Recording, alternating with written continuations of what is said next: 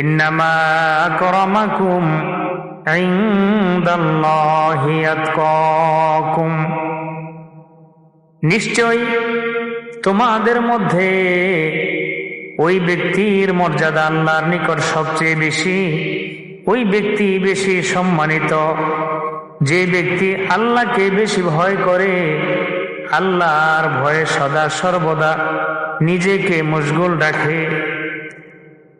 সম্মানিত সুধী ভাইরা আমার, তাকওয়া হলো ইমতিসাল বিআওয়ামিরিল্লাহ ওয়াল ইজতিনাবু আন নাওয়াহিহি, তথা আল্লাহ পাক রব্বুল আলামিনের আদিষ্ট বিষয়সমূহকে বাস্তবায়ন করা আর নিষিদ্ধ বিষয়সমূহ থেকে দূরে থাকা। এই দুইটা বস্তুর নামই হলো তাকওয়া। তাকওয়া শব্দটি পবিত্র কোরআনুল কারীমে আল্লাহ পাক রব্বুল আলামিন তাকওয়া সম্বলিত আয়াত ৩০০-এর অধিক নাজিল করেছেন, তথা ৩০০-এর অধিক স্থানে এই তাকওয়া খোদা ভীরুতার ব্যাপারে আল্লাহ পাক রব্বুল আলামিন ইরশাদ করেছেন।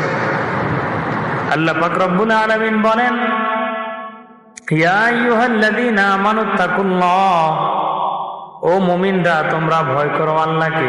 কাকে ভয় করো? আল্লাহকে।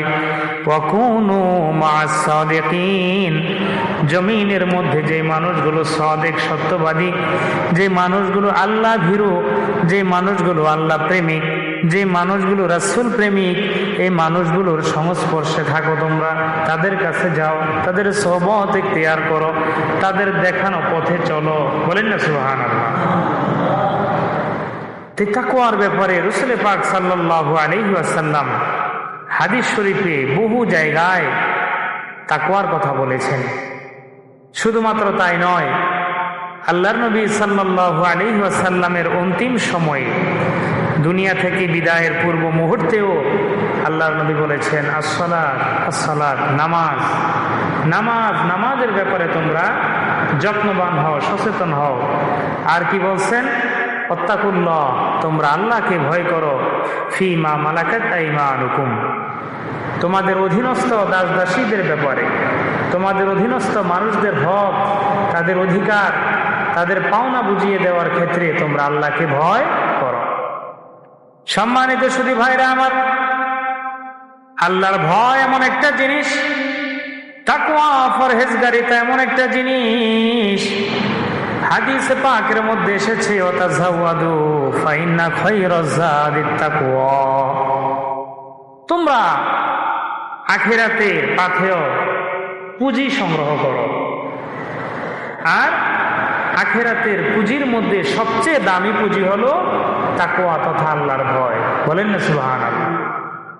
আল্লাহর ভয় যে বান্দার মাঝে থাকে, ওই বান্দা কোশ্চিন কালেও বেনামাজি হতে পারে না, ওই বান্দা কোশ্চিন কালেও নাফরমান হতে পারে না, ওই বান্দা কোশ্চিন কালেও খারাপ পথে চলতে পারে না, ওই বান্দা কোশ্চিন কালেও খারাপ আচরণ করতে পারে না।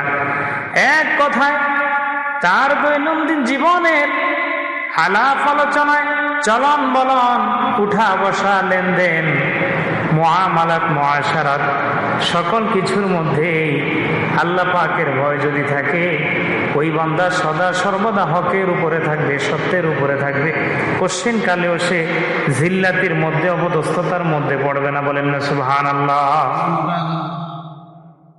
সম্মানিত সুধী ভাইরা আমার, সাহাবায়ে কেরাম রাদিয়াল্লাহু তাআলা আনহুম আজমাইন তাকওয়ার ব্যাপারে যথেষ্ট সচেতন ছিলেন।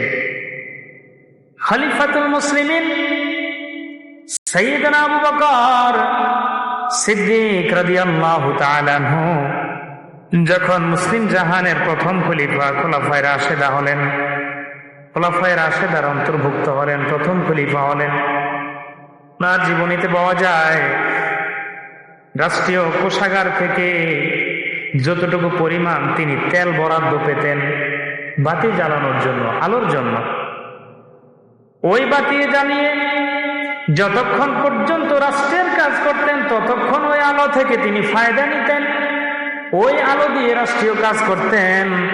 কিন্তু ব্যক্তিগত কোনো কাজের ক্ষেত্রে রাষ্ট্রীয় কোষাগার থেকে পাওয়া সে বাতির আলো দিয়ে তিনি ব্যক্তিগত কোনো কাজও করতেন না, ব্যক্তিগত কোনো কথাবার্তা আলাপচারিতার মাঝে ওই রাষ্ট্রীয় কোষাগার থেকে প্রাপ্ত সে তেল দিয়ে আলোটা পর্যন্ত জ্বালাতেন না। বলেন না সুবহানাল্লাহ। কি পরিমাণ খোদা ভীরুতা তাদের মাঝে ছিল।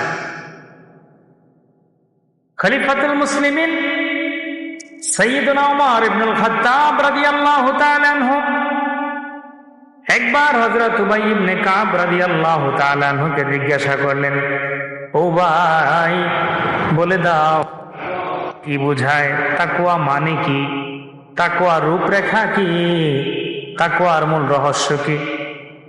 উবাই ইবনে কাব রাদিয়াল্লাহু তাআলা আনহু বললেন, ওমর তুমি কি কোনোদিন যেই পথে কাঁটা আছে, কাঁটা যুক্ত রাস্তা দিয়ে কখনো হেঁটে গেছো? যেই রাস্তার মধ্যে কষ্টদায়ক জিনিস আছে অথবা কাঁটা আছে, এই কাঁটা যুক্ত রাস্তায় কি তুমি কখনো হেঁটেছো? বললেন হ্যাঁ হেঁটেছি। জিজ্ঞাসা করলেন কাঁটা যুক্ত কষ্টদায়ক রাস্তা দিয়ে হাঁটতে গেলে তুমি কি করো? তখন তিনি বললেন সতর্কতা অবলম্বন করি, সতর্কতার জন্য কাপড় একটু উপরে উঠাই, উত্তোলন করি, যাতে করে নিচে কাটা কিংবা কষ্টদায়ক কোনো বস্তু আছে কিনা এটা দেখা যায়, তার থেকে যাতে করে বাঁচতে পারি। উনি বললেন আল্লাহর ভয়টা হলো এমন শরীয়তের বিধিবিধানের ক্ষেত্রে, দৈনন্দিন জীবনে চলার ক্ষেত্রে সদা সর্বদা সচেতন থাকা, সদা সর্বদা সতর্ক থাকা, যাতে করে কোনো কথা কিংবা কোনো কাজ আল্লাহ পাক রব্বুল আলামিন এবং তার হাবিবের হুকুম বিরুদ্ধ না হয়। বলেন না সুবহানাল্লাহ। এটাই হলো তাকওয়ার প্রকৃত রূপরেখা। তথা যেই ব্যক্তির মধ্যে ঈমান পরিপূর্ণ থাকবে, ঈমানের পরিপূর্ণতা বহনকারী বস্তুটি হলো তাকওয়া।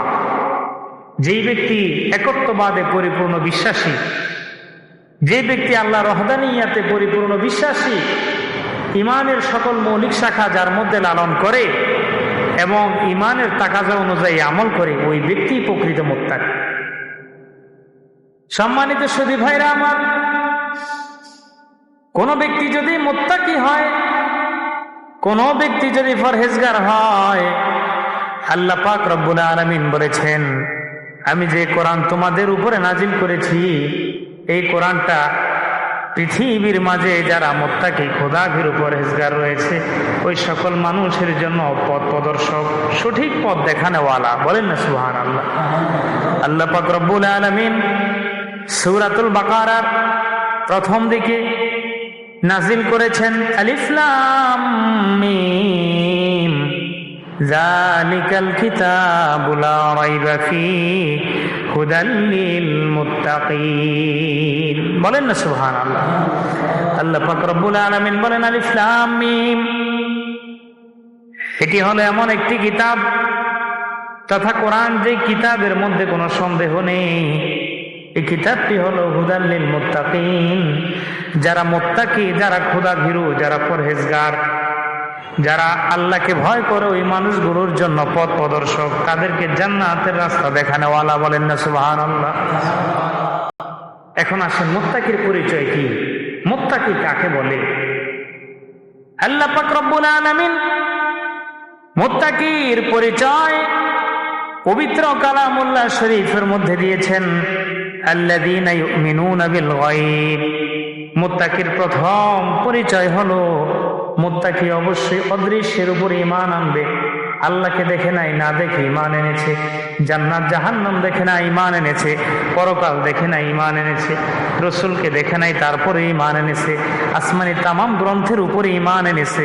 যে সকল মানুষ অদৃশ্যের উপরে বিশ্বাস করে, ঈমান আনয়ন করে, আল্লাহর প্রতি ঈমান আনয়ন করো, সেই হলো মুত্তাকি। এটাই হলো মুত্তাকির প্রথম গুণ। বলেন না সুবহানাল্লাহ। দ্বিতীয় নাম্বার হলো ইয়াকিমুনাস সালাত।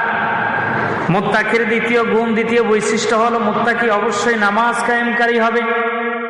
মুত্তাকি নামাজি হতে হবে। নামাজ কায়েমের জন্য সর্বাত্মক চেষ্টা করতে হবে, নিজে নামাজ পড়তে হবে, নিজের আহাল আয়ালকে নামাজের প্রতি উদ্বুদ্ধ করতে হবে। সমাজের মধ্যে নামাজের জন্য উৎসাহিত মানুষকে করতে হবে, মানুষকে নামাজের দাওয়াত দিতে হবে। নামাজ প্রতিষ্ঠার জন্য, নামাজ কায়েমের জন্য সর্বাত্মক চেষ্টা করাই মুত্তাকির দ্বিতীয় নাম্বার গুণ।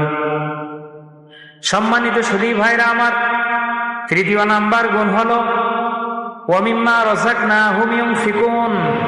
মুত্তাকি পরহেজগার ওই মানুষটা, যেই মানুষটা আল্লাহ প্রদত্ত নিয়ামত প্রাপ্তির পরে, আল্লাহ প্রদত্ত রিজিক প্রাপ্তির পরে, আল্লাহ প্রদত্ত সচ্ছলতা পাওয়ার পরে, সম্পদ প্রাপ্তির পরে যে মানুষটা ওই সম্পদে আদায় করে, যাকাত দেয়, সদকা করে, মানুষের অসহায় দরিদ্রের সেবা এগিয়ে আসে, ওই ব্যক্তি হলো প্রকৃত মুত্তাকি। এটা হলো মুত্তাকির 3 নাম্বার গুণ। বলেন না সুবহানাল্লাহ। যেহেতু শেষ জামানা এমন একটা সময় আসবে যখন মানুষ অঢেল সম্পত্তির মালিক হবে, কিন্তু সেই সম্পত্তির যাকাত সঠিকভাবে সে দান করবে না। আল্লাহর নবী সাল্লাল্লাহু আলাইহি ওয়াসাল্লাম বলেন, কিয়ামতের পূর্ব মুহূর্তে আল্লাহ পাক রব্বুল আলামিন পৃথিবীর মানুষকে এতটাই সম্পদের প্রাচুর্যতা দান করবে, সম্পদের যাকাত সদকা গ্রহণ করার মতো কোনো লোক থাকবে না। সকালে বের হবে যাকাত দেওয়ার জন্য, সদকা দেওয়ার জন্য, সন্ধ্যা পর্যন্ত সেই অলিগলিতে ঘোরার পরেও কোনো যাকাত গ্রহণকারী মানুষকে পাবে না, তথা সকল মানুষের মধ্যে আল্লাহ সচ্ছলতা দান করবে। কিন্তু ওই সময়ের মানুষের কালচার হবে এমন, ইজা উত্তুখিজাল ফাইউ দেওয়ালান ওয়াল আমানাতু মাগনামান ওয়াজ যাকাতু মাগরামা। কিয়ামতের পূর্ব মুহূর্তে এক শ্রেণীর সম্পদশালী এমন থাকবে, যে সম্পদশালী যাকাত নামক ফরজ বিধান হিসাবে গণ্য করে দিবে না, বরং যাকাতকে সে জরিমানা মনে করবে। বলেন না নাউজুবিল্লাহ। যাকাতকে মনে করবে কি জরিমানা। সম্পত্তির হক আদায় করতে গেলে তখন মনে করবে যে আহা, সম্পদ তো কমে যাচ্ছে, কিন্তু এই সম্পদ দিছে কে? জোরে বলেন, দিছে কে? আবার সম্পদের হক যাকাত দেওয়ার আদেশ দিচ্ছেন কে? আল্লাহ। আল্লাহর হাবিব বলেছেন, তো খাজুমিন আগনিয়াহিম ওয়া তুরাদ্দু ইলা ফুকারাহিম, এই যাকাত ধনীদের থেকে গ্রহণ করা হবে, দরিদ্রদের মাঝে বন্টন করা হবে। বলেন না সুবহানাল্লাহ। তাহলে মুত্তাকি পরহেজগার যে ব্যক্তি হবে, তার 3 নম্বর বৈশিষ্ট্য হলো আল্লাহ প্রদত্ত নিয়ামত প্রাপ্তির পরে এটাকে সঠিক রাস্তায় সঠিকভাবে ব্যয় করবে। বলেন না সুবহানাল্লাহ। সম্মানিত সুধী ভাইরা আমার, এই জমিনের মধ্যে আমি আপনি চলতে গিয়ে কত রকমের অন্যায় করি, কত রকমের খারাপ ব্যবহার করি মানুষের সাথে, কত রকমের জুলুম করি, সন্তানের জন্য, স্ত্রীর জন্য, পিতামাতার জন্য, আপন মানুষের জন্য কত অন্যায় করি।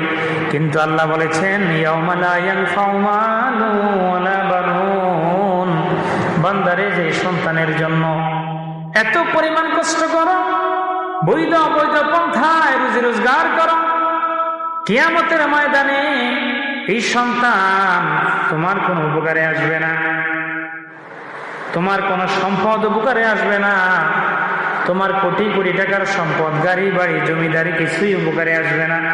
তবে ইল্লা মান আতাল্লাহা বিকলবিন সালিম, ও বান্দা, যদি কিয়ামতের ময়দানে একটা প্রশান্ত হৃদয় নিয়ে, সুস্থ অন্তর নিয়ে যদি আমি আল্লাহর কাছে আসতে পারো, তাহলেই তোমার জন্য রয়েছে পরকালীন জীবনের সফলতা। বলেন না সুবহানাল্লাহ।